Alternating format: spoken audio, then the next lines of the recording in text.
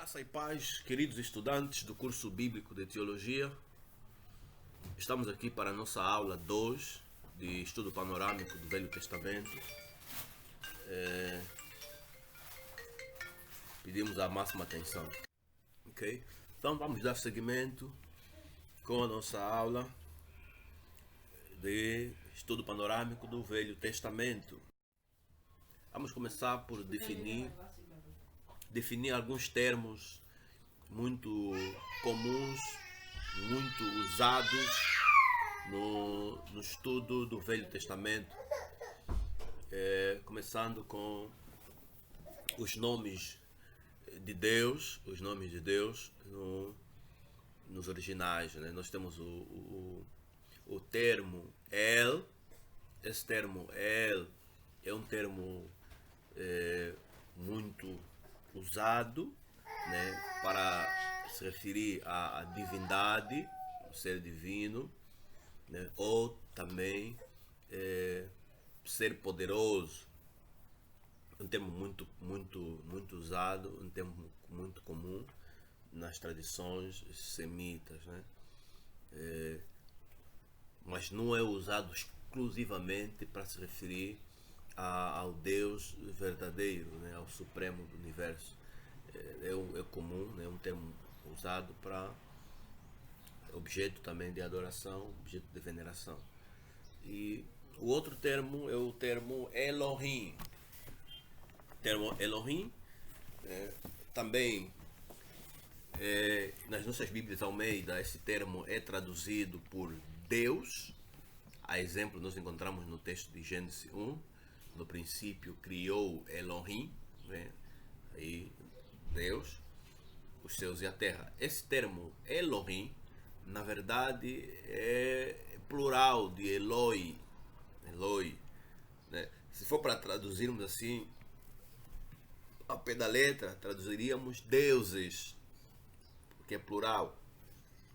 Entretanto, quando é usado para Deus, nós traduzimos apenas no singular Deus, visto que Deus é apenas um.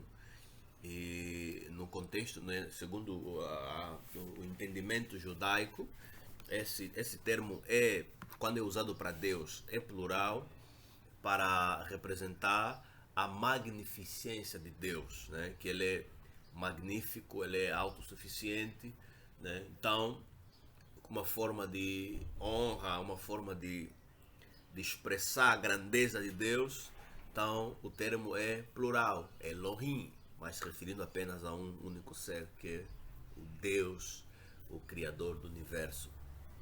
O outro termo usado é o tetagrama, né? O tetagrama YHWH, né? Que alguns leem como Jeová, outros leem Yahweh, outros leem Javé, outros leem Yah ou Yahvé, que é o nome pessoal de Deus, né, que nós encontramos no livro de Êxodo capítulo 3, né, é o único nome pessoal de Deus. Na Bíblia Almeida, ela substitui o tetagrama, né, esse tetagrama YHWH, pela palavra Senhor, com letras maiúsculas, tudo letra maiúscula, Senhor. Quer dizer que, se o irmão tiver a usar uma Bíblia Almeida, sempre que você encontrar a palavra Senhor escrita com todas as letras maiúsculas, lembra-te que no texto original, essa palavra Senhor aí está a representar o nome pessoal de Deus, que é o tetagrama, né? E a nova linguagem, né? A Bíblia de Jeová traduz, né? Ela usa a expressão Jeová, bem como também a Bíblia da Sociedade Bíblica Trinitariana, okay? Assim também como a King James usa Yahweh, okay? E também algumas outras que usam, né, o termo Yahweh, ok? Então é o nome pessoal de Deus, é o único nome pessoal de Deus. O outro termo também que é digno de nota é o termo Adonai. Muitos cristãos fazem confusão o termo Adonai com o termo Adoni. são termos muito diferentes. O termo Adonai é usado especificamente, é um título, né? É um título que os judeus usam referindo-se a Deus, né? Devido ao temor que os judeus têm do uso do nome pessoal de Deus, então eles adotaram este título para evitar usar o nome de Deus, de tal forma que sempre que eles se referem a Deus, em vez de usar o tetragrama, né, que o Yahweh, eles chamam Deus por Adonai, que significa, se for para traduzir em português, significa Senhor. Okay? Já o termo Adoni, né, Adoni é o termo comum para Senhor, é tipo o nosso Senhor que nós usamos em português, né, para se referir a qualquer ser superior, né, ao dominador, ao governante, né, tipo por exemplo, né, Sara chamava Abraão de Adoni, né, Senhor, okay? Termo de respeito. Muita gente faz confusão de propósito, né? Os termos Adoni e o termo Adonai, que são diferentes, tentam fazer essa confusão para depois confundir as pessoas no entendimento, né, do Novo Testamento entre Deus e Cristo, visto que Cristo também é chamado de Kyrios no Novo Testamento, no grego, né, Kyrios. Então faz-se confusão Cristo com Yahweh. Mas pronto, aqui lembrar, Adonai é o título, né, usado especificamente para Deus, ok? Nunca é usado para uma outra pessoa. Adoni é um título comum que é usado para o rei, para qualquer ser de eminência, qualquer ser com autoridade, ok? Ok. E outro termo também importante nós compreendermos é o termo El Shaddai. Aqui temos a combinação de El, que é Deus, ou poderoso, ou herói, né, e Shaddai, né, para dizer Deus Todo-Poderoso. Esse é o título que também é usado para Deus. Por exemplo, encontramos esse título no livro de Gênesis, capítulo 17, né, versículo onde quando Deus se apresenta a Abraão, né, ser perfeito, eu sou Deus Todo-Poderoso, né, o El Shaddai. Ok? Ok. Então, vamos agora dar uma olhada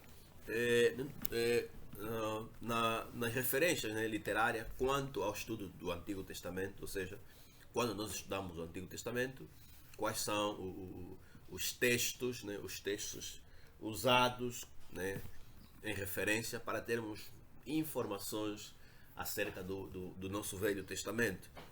Nós temos o texto massorético, já falamos da bibliologia, que é o texto, né, da Bíblia hebraica, né, o texto da Bíblia hebraica, que é o texto oficial da Bíblia hebraica. Também temos a Septuaginta, que é a tradução da Bíblia, do texto hebraico para o grego, né, que quer dizer que é o Antigo Testamento na língua grega. Okay? Temos também a Vulgata, né? A Vulgata, que é o Antigo Testamento, é a tradução da Bíblia hebraica no latim, okay? Mas no latim. E temos a Midrash, temos a Halakha, que é o comentário sobre a Torá. Temos a Haggadah, que é histórias e parábolas sobre o Antigo Testamento, né? E temos também o Talmud. Temos também a Talmud, né? Talmud que é de facto a tradição oral, né, escrita dos judeus, né? Nós temos a Mishnah, tradições orais sobre a Torá e rabinos famosos mais antigos. Temos a Gemara, que são comentários sobre a Mishnah por rabinos mais recentes, né? Também temos os Targums e temos os rolos do Mar Morto. Então são as referências, né, que nós devemos estudar quando queremos aprofundar, né, queremos ter conhecimento profundo sobre o Antigo Testamento. Ok. Por que é importante estudarmos o Antigo Testamento? Qual é o valor do Antigo Testamento? Né? Já lembrar aqui aos irmãos que há muitos cristãos que desprezam o Antigo Testamento, né? Desprezam, né? Procuram estudar apenas o Novo Testamento, querendo formular doutrinas apenas com base no Novo Testamento. Mas, meus amados irmãos, não é possível isso, não é possível tu fundamentares doutrinas cristãs independentes do Antigo Testamento. Não é possível fazer isso, pois o Antigo Testamento, ou o Novo Testamento, tem a sua origem, tem a sua base, tem o seu sustento no Antigo Testamento. Então, para você conseguir entender corretamente, para você compreender corretamente os ensinos do Novo Testamento, você precisa necessariamente conhecer o Antigo Testamento, que te dá a base, que te dá os fundamentos, ok? Então, por que é importante nós conhecermos o Antigo Testamento? A primeira razão, a linha A, é que o Antigo Testamento é a única escritura sagrada, ou é a única Bíblia, que Jesus e os discípulos, nesse caso os apóstolos, tinham naquela altura e usavam, reconheciam como sendo a palavra de Deus. Sempre que o irmão encontrar no Novo Testamento a falar de escrituras sagradas, está a se referir apenas ao Antigo Testamento. E Jesus deixou claro que o Antigo Testamento é palavra de Deus. Os apóstolos deixaram claro que o Antigo Testamento é palavra de Deus. Então, se Jesus e os apóstolos, né, deixaram claro, ensinaram que o Antigo Testamento é palavra de Deus, e o próprio Jesus, inclusive, incentivou, né, as pessoas a estudarem ela, porque dela está a vida eterna. Então, isso denota valor, né, grande importância, né, para nós os cristãos. Lembrando que nós cristãos somos seguidores, somos imitadores de Cristo. Logo, é importante nós conhecermos essa revelação dada por Deus para nós também, né? Dada por Deus para o povo de Israel, e também, de facto, é importante para nós, visto que o mesmo Deus de Israel é o Deus da igreja. Aqui quero fazer uma citação que está no texto de Hebreus, capítulo 1, versículo 1, onde nos diz que, né, antigamente Deus, né, Deus tem se revelado, né, de várias maneiras. Antigamente falou-nos por meio dos profetas, e nos últimos tempos falou-nos por meio do seu Filho. Ok? Estamos a ver, então, o autor a reconhecer que o mesmo Deus que falou no Antigo Testamento por meio dos profetas, né, é o mesmo que falou por meio do seu Filho.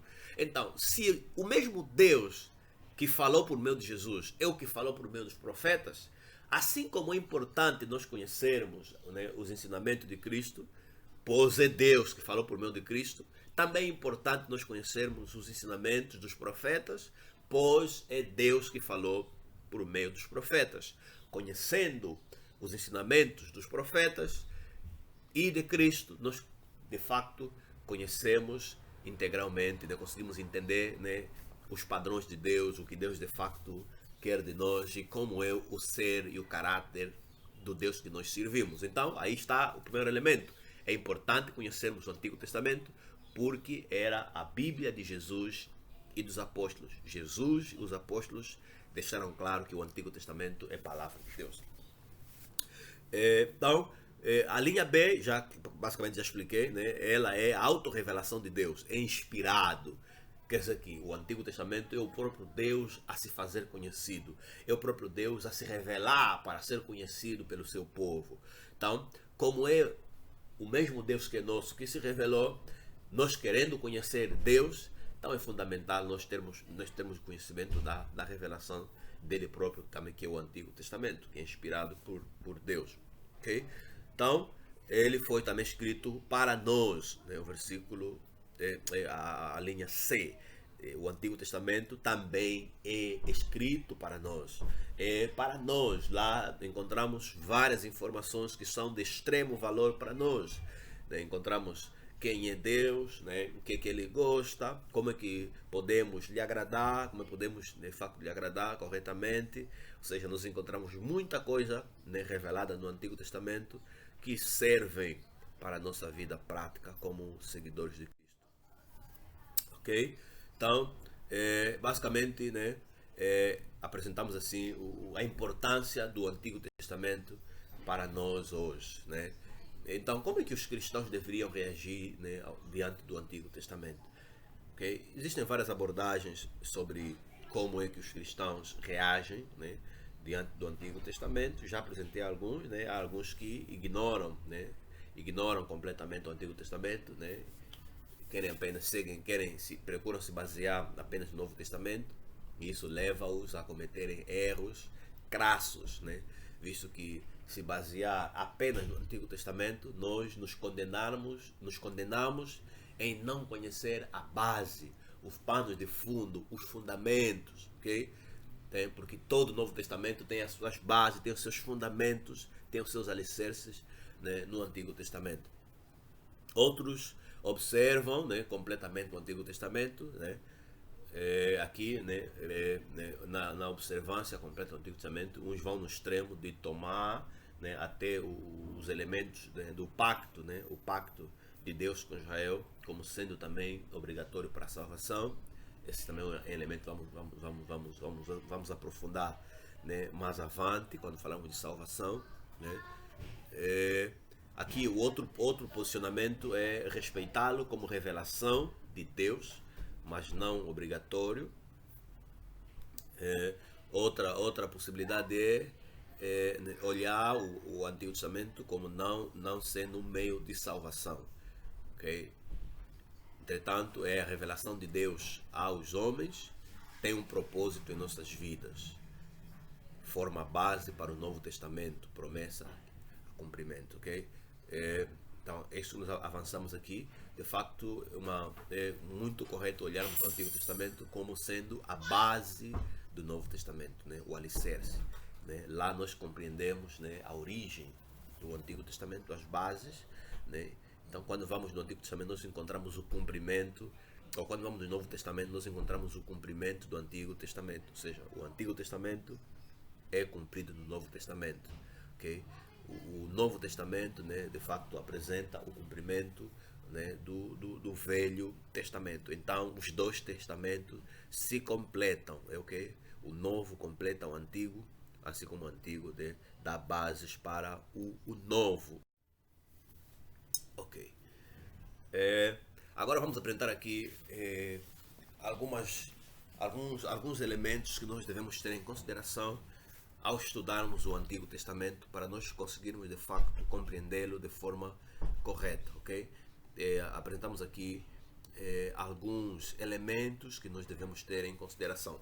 Primeiro, que a linha A, devemos entender que a Bíblia Sagrada está escrita em uma linguagem humana.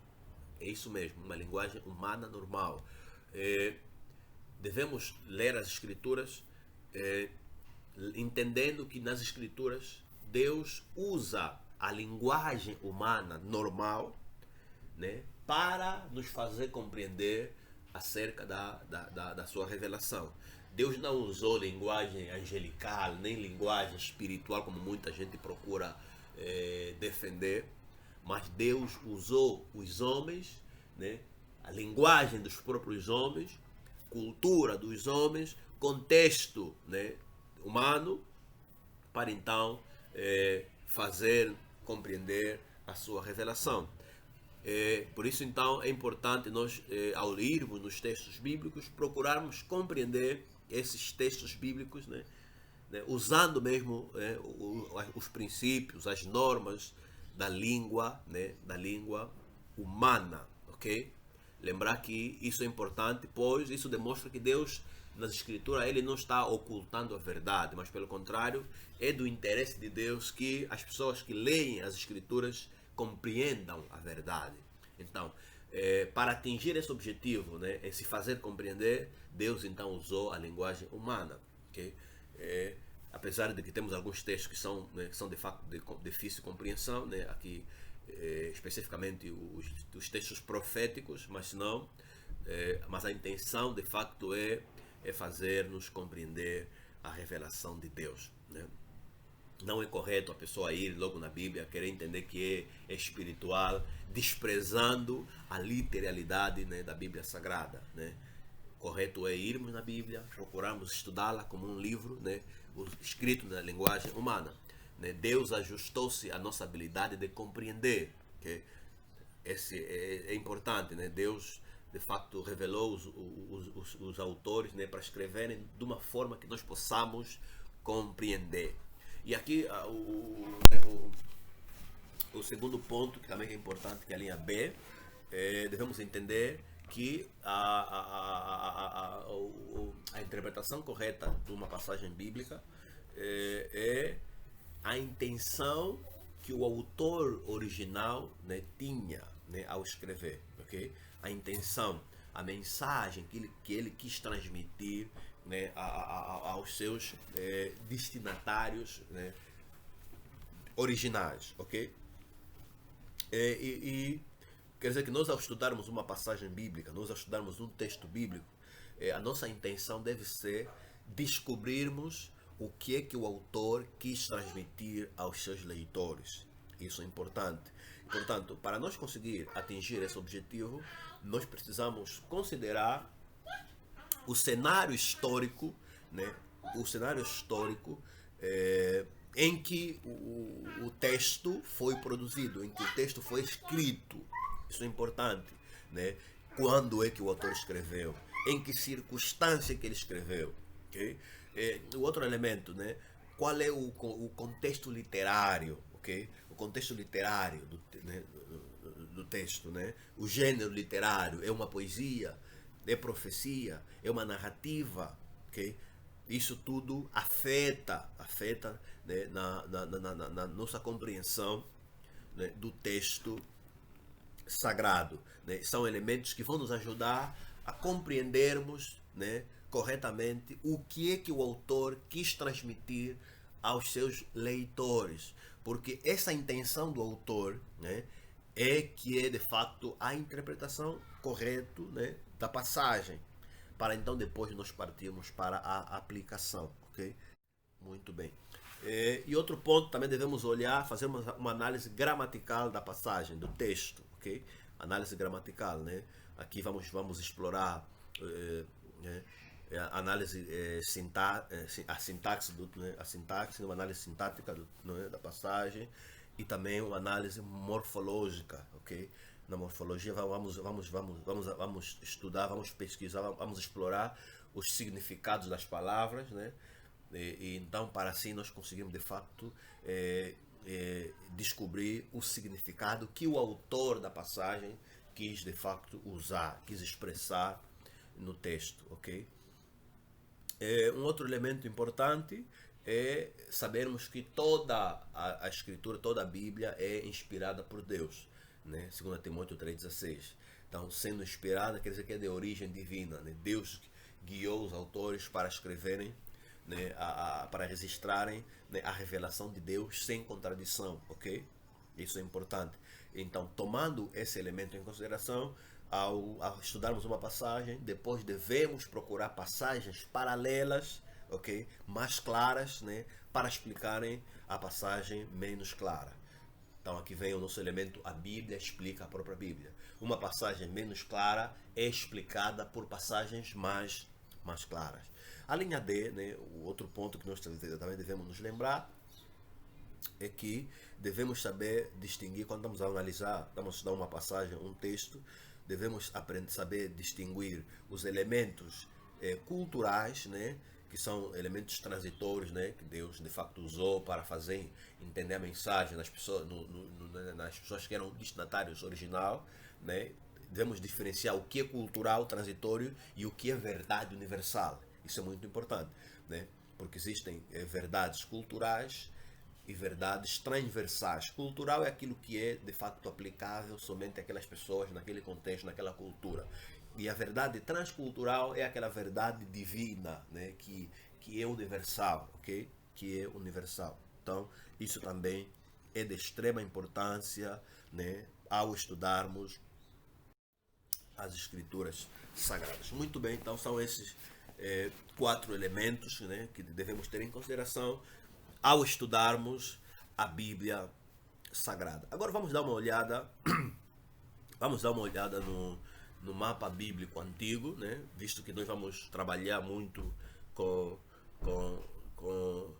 dados antigos, né? Com impérios antigos que existiam no passado, há muitos deles já não existem hoje, né? Então, para nós conseguir de facto entender, né, nos situar, né, no mapa, vamos então aqui apresentar mapa, né, mapa do Oriente Antigo, ok? vamos começar, estamos a falar aqui no tempo do Antigo Testamento, né? Vamos começar, temos aqui né, temos aqui primeiramente no lado, no oeste, né? No oeste da terra do Oriente, nós temos aqui o mar Mediterrâneo, né? Que também é chamado de Mar Grande, também Mar Grande, ok? Estamos a falar, vamos começar primeiro a falar né, das extensões de água, ok? Temos o mar Mediterrâneo, que é o maior, ok? Que é o maior, ok? E depois nós temos, aqui no Egito nós temos o rio Nilo, né? Que corta o Egito no meio, o rio Nilo, temos aí, ok? E mais avante, né, temos aqui o Mar Vermelho, né, que limita o Egito, né, aqui hoje é a Arábia Saudita, né? Temos aqui o Mar Vermelho. Antigamente aqui onde é a Arábia Saudita era a terra de Midian, né, a terra dos midianitas, Midian, né, estava né, a leste do Egito, né? Tinham como fronteira comum o mar Vermelho, né? Temos aqui o Mar Vermelho, né, que banhava a terra dos midianitas, o Egito, ok? E também nós temos, pronto, aqui não conseguimos ver o Golfo de Aqaba, vamos ver na imagem, no mapa que vem a seguir. Ainda nós temos aqui, o que podemos ver aqui? Temos o rio Eufrates, conseguimos ver aqui o rio Eufrates, né, que estava aqui está situado aqui na Mesopotâmia, né, que hoje é entre Iraque e Irão, né? Temos aqui o rio Eufrates. E ainda qual é outro? Conseguimos também ver aqui o rio Jordão, né? O rio Jordão, que está em Israel, em Judá, né? Rio Jordão, temos aqui, né? Rio Jordão, ok. Ainda, o que podemos ver aqui ainda em termos de rio? Rio Tigre já, Rio Jordão, ok. Temos aí o Golfo Pérsico, né? Também conseguimos ver aqui o Mar Cáspio, ok. Penso que aqui nesse mapa são essas porções de água que nós conseguimos ver, ok. Mar Vermelho, ou também chamado de Mar Quinerete, né? Ok. Vamos lá, vamos então seguir avante. Temos aqui uma melhor imagem, né, da mapa, né, do Médio Oriente, né? Temos aqui, já vimos o rio Jordão, né? O Rio Jordão, que na verdade ele nasce do Mar da Galileia, que na verdade é lago da Galileia, né? Temos Lago da Galileia, está em Israel, terra de Israel, que vai dar origem ao Rio Jordão. O Rio Jordão vem desaguar no Mar Morto, né? Mar Morto, que hoje também chama de Mar Salgado, okay? Ainda temos o rio Jaboque, né? Que é um afluente do Rio Jordão. Aqui temos aí, okay? Temos outros pequenos, né? Pequenos ribanceiros, temos o rio Baninhas, e pronto, ok, tá.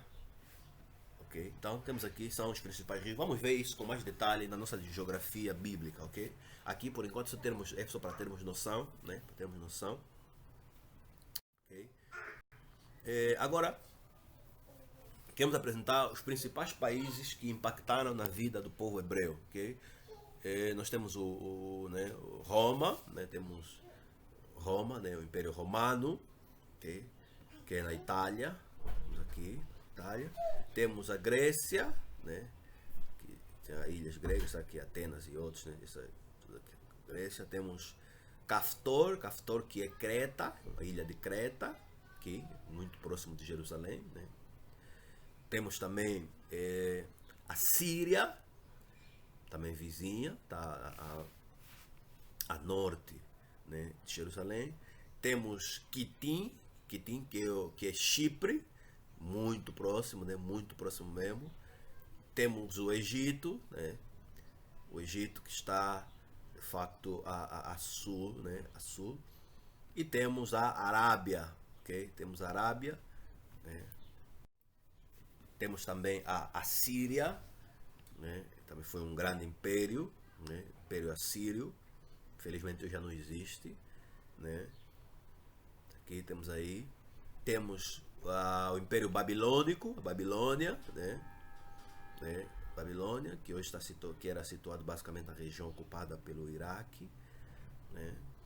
E temos os Hitita, né? Anatólia, estão aqui, né? Que hoje seu território, né? Ocupado parte pela Turquia, outra parte né? pela Jordânia. E temos vamos seguir avante. Tem também os fenícios, né? A Fenícia, que hoje é Líbano. Okay? Tá aqui. Temos Filisteia, né? Que hoje é Palestina, né? Filisteia, né? Que é ocupada pelo povo, que era a terra dos filisteus, né? Os filisteus, estamos a ver aqui, né? Estava a sul, né, de Judá, não, sul não, oeste, né? Era o vizinho com Judá, oeste, ok? Ocupavam aquela faixa de Gaza, Gati, Gezar, ok? Temos também os Moabitas, os Amonitas, né? Os Amonitas estavam a leste de Jerusalém, a leste de Israel, né? Amonita. E temos Moabita, né? Já falamos deles, né? Okay. Israel, né? Que depois tornou-se um reino dividido em duas partes, né? Israel e Judá. Israel é o reino do norte e Judá o reino do sul, okay? Judá tinha sua capital Jerusalém, e Israel primeiramente tinha a capital Siquém, mais tarde, né, a capital tornou-se Samaria, okay? E depois temos também os Edomeus, né, os descendentes de Saul, desculpem, Isaú, Edom, né, os Edomitas, ok? Temos também a Média,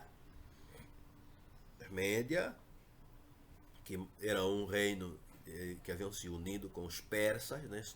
Então constituíram um reino medo-persa. Medo-persa também foi um grande império que dominou essa região, dominou o povo judeu em particular durante muito tempo. E temos Elam, conforme podemos ver aqui, né? Estava situado, né, lá no Golfo Pérsico, né? Ok? Temos aqui nesse mapa, conseguimos ver claramente, né? Claramente esses territórios, ok?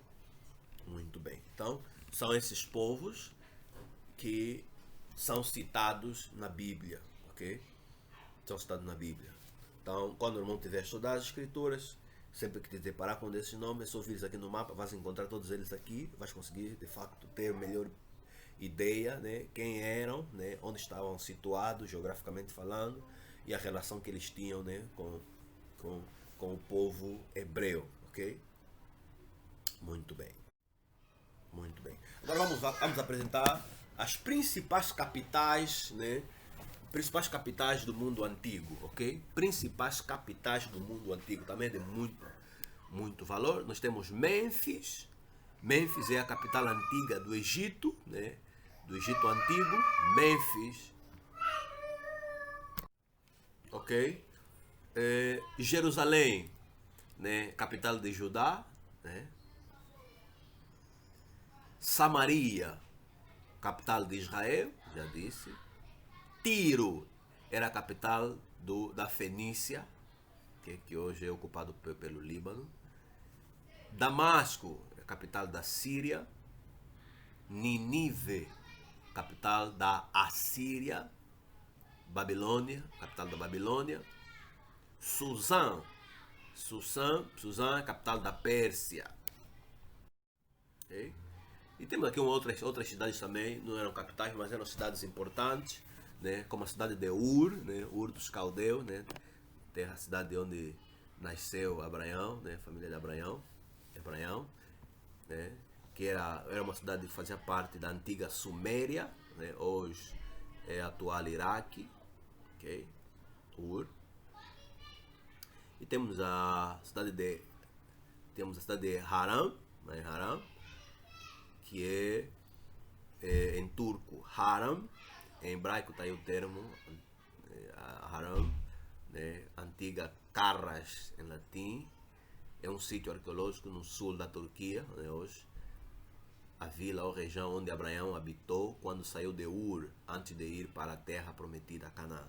É Haram, é hoje a Turquia.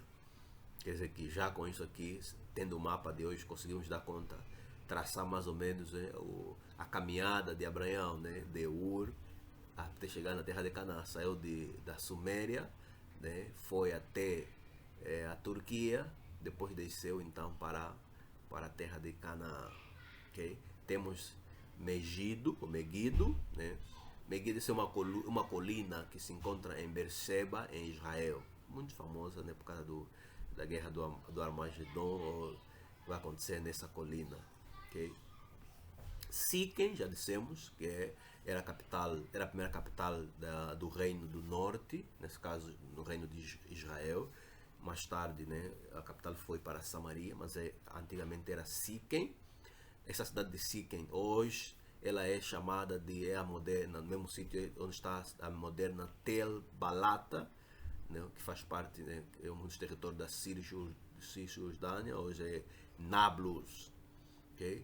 Foi uma cidade cananeia, mencionada nas cartas de Amarna, e posteriormente transformada em uma cidade israelita na tribo de Manassés. Já dissemos que foi a primeira capital, né, de Israel, né, após a divisão do império em duas partes, né, Israel no norte, Judá no sul. Né, na parte norte, Siquém era a capital. Jericó é uma cidade palestina situada na Cisjordânia, na margem do rio Jordão. Né, ela está situada a 27 quilômetros de Jerusalém. Okay? Jericó. São 27 quilômetros de Jerusalém, mas na geografia vamos ver com mais detalhe. Belém, outra cidade da Judeia, parte da Judeia. Judá, né, fazia parte do reino de Judá, que é o reino do sul, né, que ela se encontra a 10 quilômetros, ela está a 10 quilômetros a sul de Jerusalém. Okay?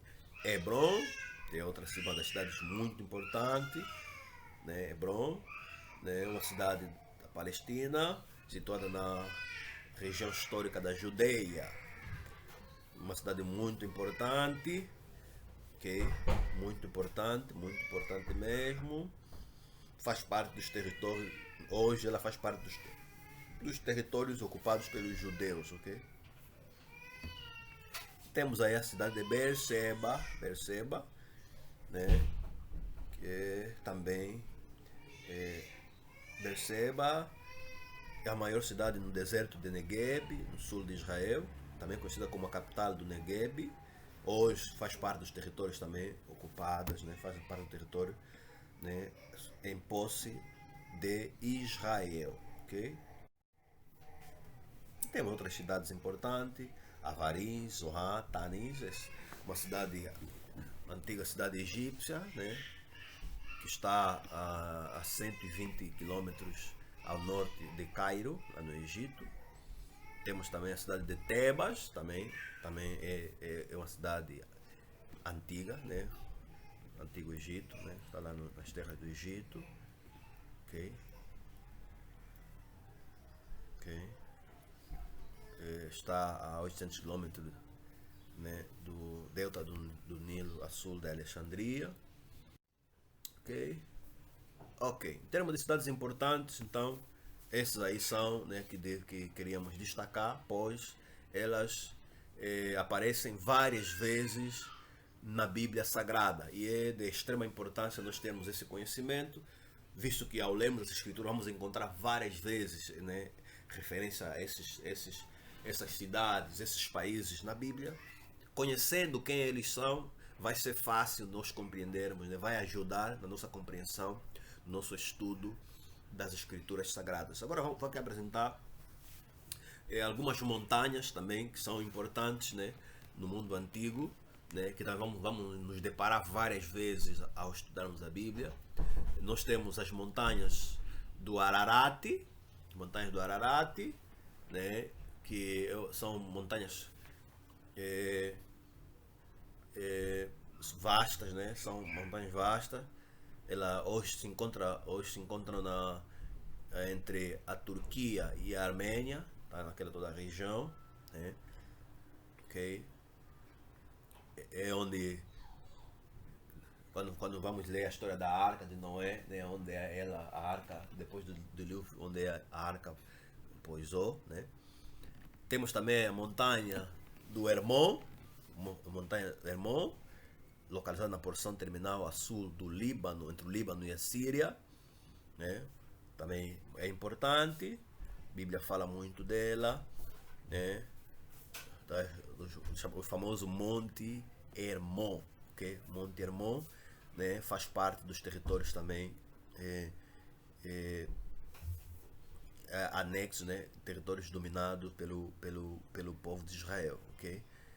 Ok? Está em Israel, Monte Hermon. Temos também o Monte Tabor. Monte Tabor é uma alta colina que se encontra na Galileia, na secção leste do Vale de Israel, a 17 km a oeste do Mar da Galileia. Ok? Tudo está ok. Temos também o Monte Ebal, ou Monte Gerizim, ok? Monte Siquem.